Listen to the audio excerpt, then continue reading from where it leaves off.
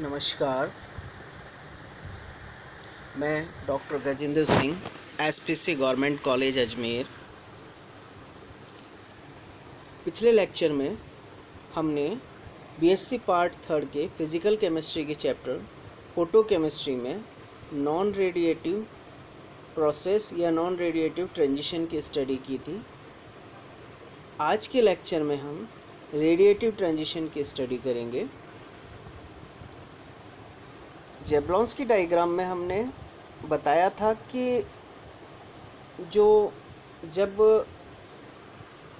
Molecules के bond के electron proton का एब्जॉर्प्शन करते हैं तो इलेक्ट्रॉन उच्च ऊर्जा स्तर में चले जाते हैं। वापस जब निम्न ऊर्जा स्तर में आते हैं तो वह ऊर्जा का उत्सर्जन करते हैं। यदि वह ऊर्जा का उत्सर्जन ऊष्मा के रूप में करते हैं तो इसे हम नॉन रेडिएटिव ट्रांजिशन कहते हैं, और यदि ऊर्जा का उत्सर्जन वो विकिरण के रूप में करते हैं तो उसे हम रेडिएटिव ट्रांजिशन या विकिरण संक्रमण कहते हैं।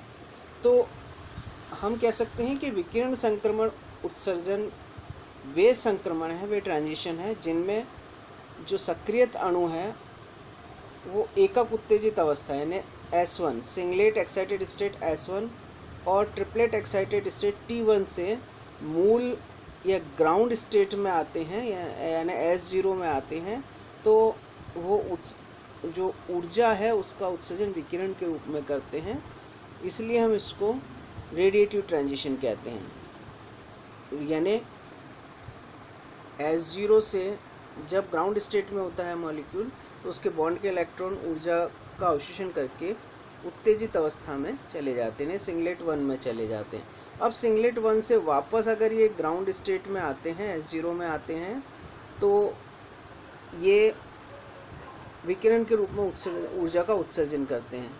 या ये हम कह सकते हैं कि S1 से T1 में आएंगे और T1 से वापस ग्राउंड स्टेट में आते हैं, तो यानी T1 से S0 में या S1 से S0 में, तो इन दोनों ही प्रोसेस में ऊर्जा का विकिरण के रूप में उत्सर्जन होता है, तो ये रेडिएटिव ट्रांजिशन कहलाते हैं।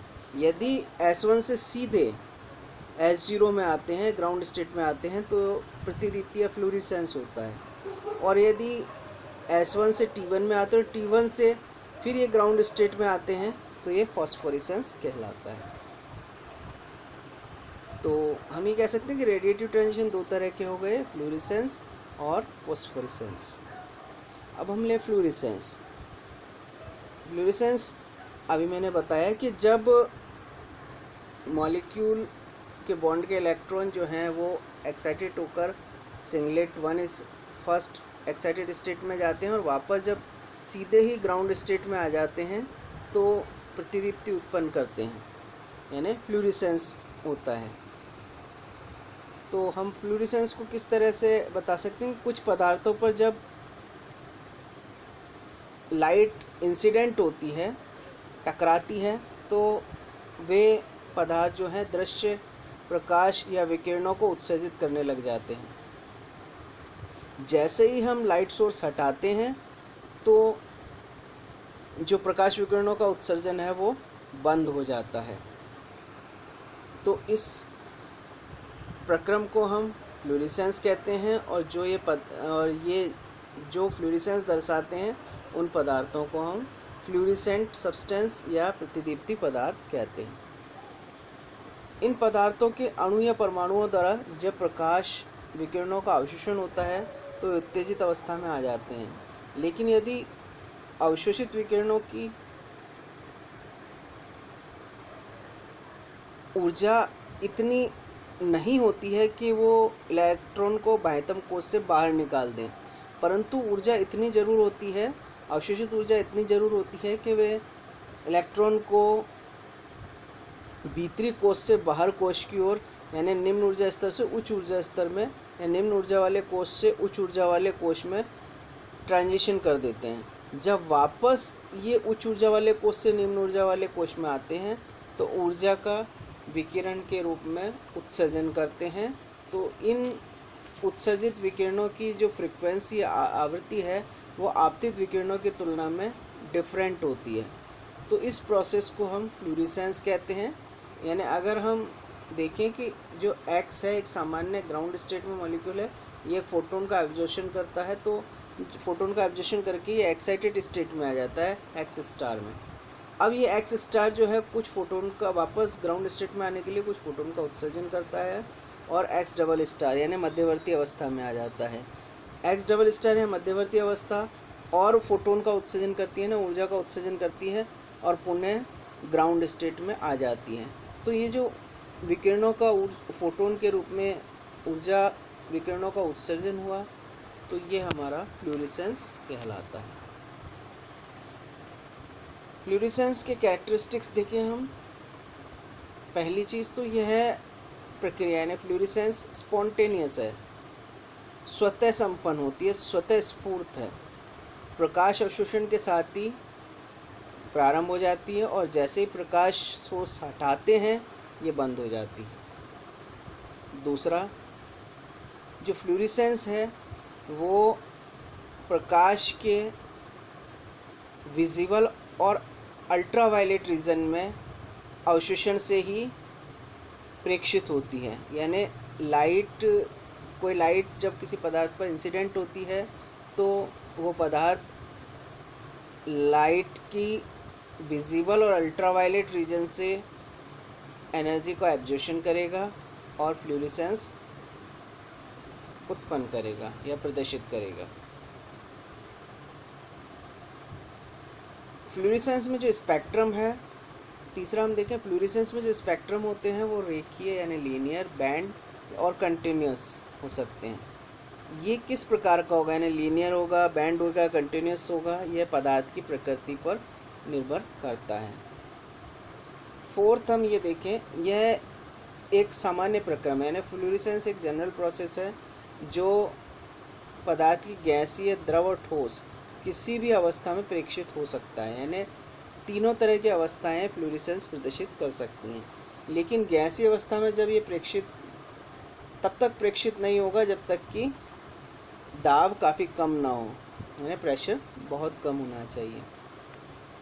नेक्स्ट कैरेक्टरिस्टिक देखें, विलयन में उत्सर्जित प्रकाश ध्रुवित होता है और उसके ध्रुवणता की मात्रा विलयन की सांद्रता पर निर्भर करती है।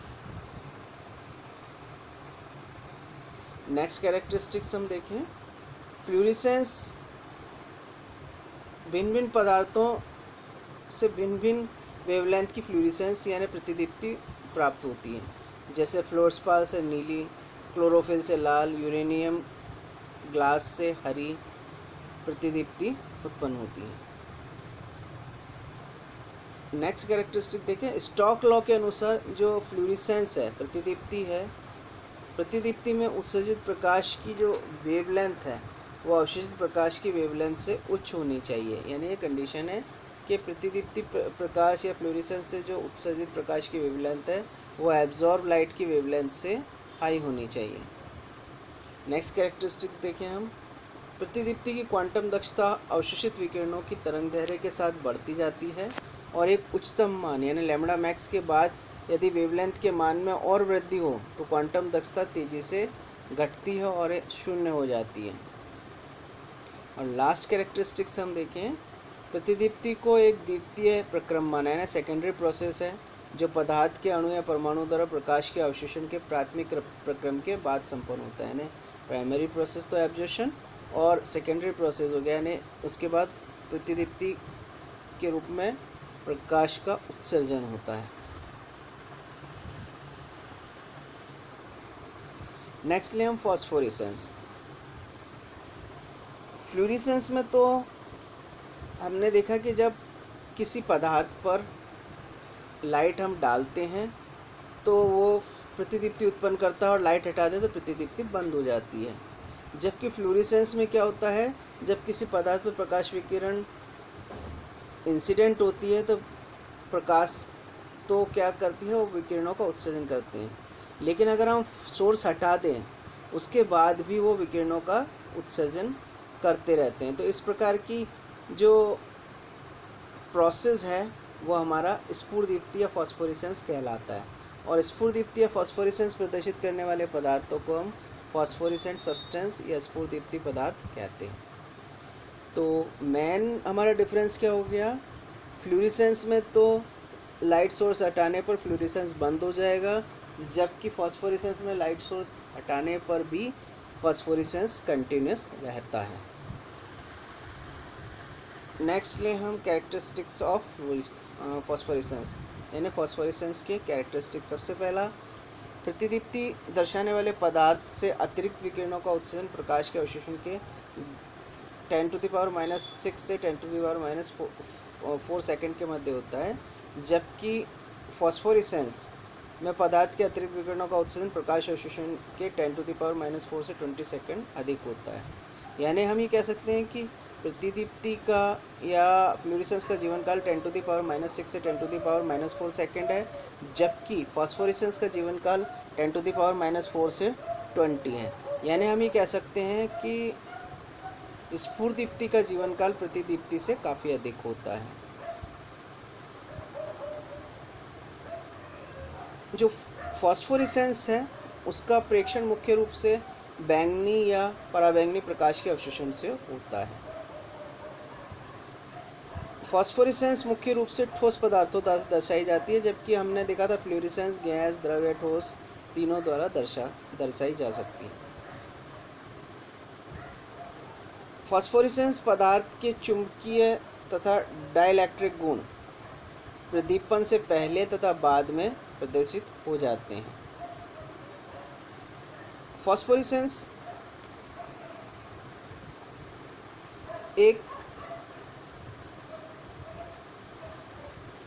फॉस्फोरेसेंस जो है वो पदार्थ से कितनी देर तक प्रकाश विकिरणों का उत्सर्जन करेगा, यह पदार्थ की प्रकृति तथा कभी कभी ताप पर निर्भर करता है। फॉस्फोरेसेंस हमने कहा कि जब किसी पदार्थ पर लाइट इंसिडेंट होती है तो वो विकिरणों का उत्सर्जन करता है, और अगर हम हटा दें तो भी विकिरणों का उत्सर्जन करता रहता है, तो फॉस्फोरेसेंस कहलाएगा।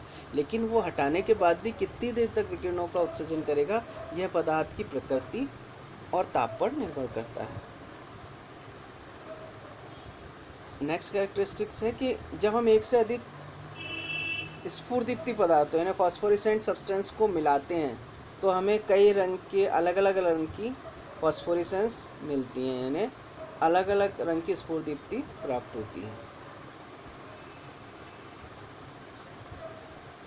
अगर हम एग्जाम्पल देखें तो कैल्शियम, बेरियम, स्ट्रोंशियम के सल्फाइड, रूबी, एमराल्ड आदि खनिज स्फुरदीप्ति पदार्थों के एग्जाम्पल्स हैं। तो ये हमारे रेडिएटिव ट्रांजिशन था, जिसमें हमने फ्लोरेसेंस और फॉस्फोरेसेंस की स्टडी की। नेक्स्ट चैप्टर में हम क्वांटम यील्ड या क्वांटम लब्धि का अध्ययन करेंगे। Thank you.